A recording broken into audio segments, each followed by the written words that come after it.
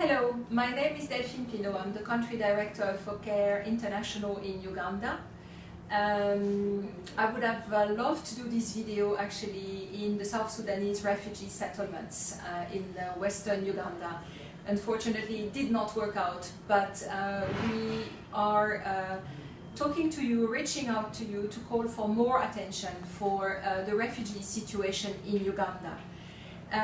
Very few people in the world know that Uganda has a very progressive and a very unique refugee hosting policy.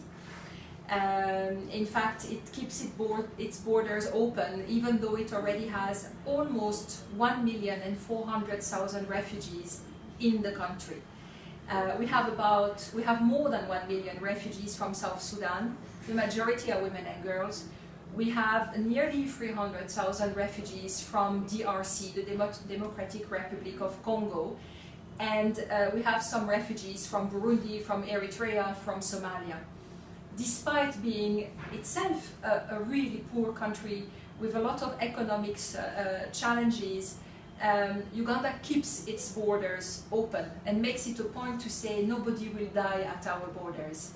But are we sharing the burden of hosting these refugees with Uganda? In fact, we're not. The international community is not providing enough support to this really poor and fragile country. So this is a call for more attention to the refugee situation in Uganda.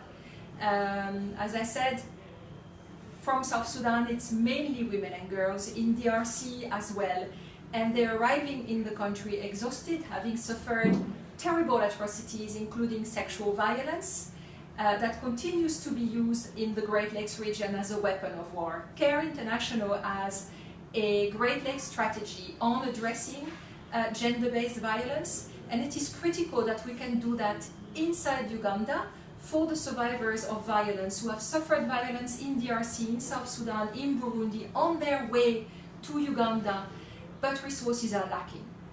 I'll stop here.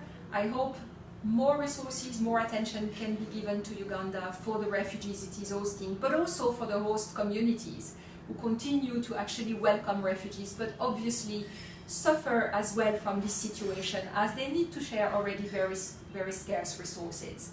I will hand over to my colleague Michelle Sahabo, who is our shelter specialist in Western Uganda for our response to South Sudanese refugees, and she will highlight a few more specific gaps in the settlements for South Sudanese refugees in Western Uganda. Thank you.